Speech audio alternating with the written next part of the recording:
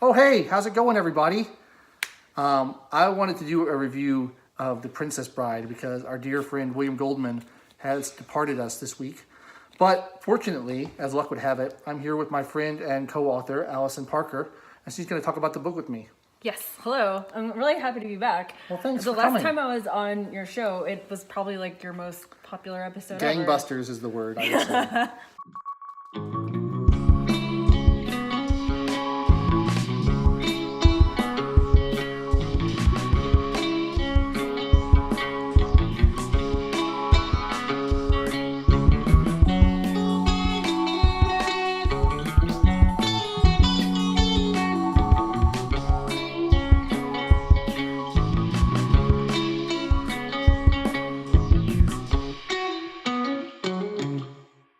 So, we're reading The Princess Bride, a classic by William Goldman. You may know him from Butch Cassidy and the Sundance Kid. He's a successful screenwriter, dead this week at 87, tragically.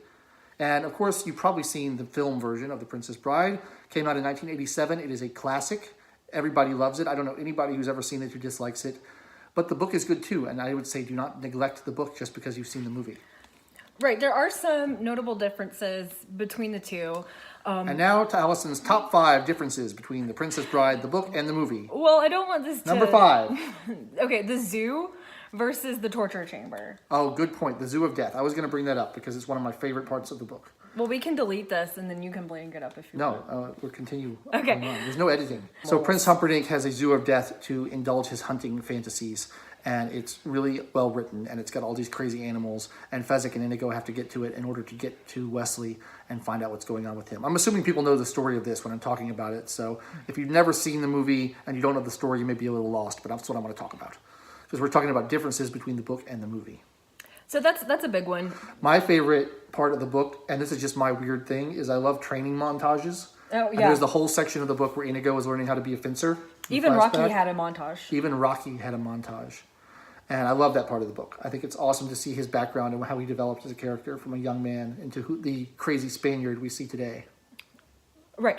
And there's also some good things that are in the movie that wouldn't work in the book, like all of Billy Crystal's ad-lib monologues or dialogue that he did.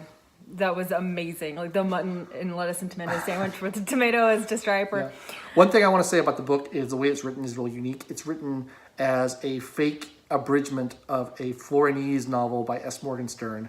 There is no Florin, there is no S. Morgenstern, but the author has written it as if he was abridging the book. So there's all kinds of crazy footnotes in here that are hilarious, talking about the process of abridging it. And there's also all kinds of crazy footnotes by the author, by the alleged author S. Morgenstern, and they'll always say things like, this was after France but before Europe, and things like that that are just nuts. And so that's a really hilarious detail of the book that you miss out on in the movie. There's some small differences too. Like instead of the shrieking eels, isn't it the shrieking sharks? The sharks with laser beams Yes.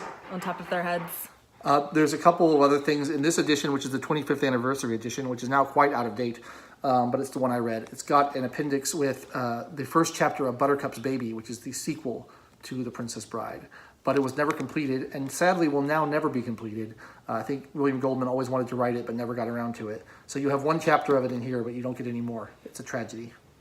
And I think largely just a lot of the folks' backstories are expanded. Vizzini's backstory is expanded, and like you said, Inigo Montoro and Wesley's. Inigo who? Montoya? Montoya. What did I say? Montoro. I don't think so.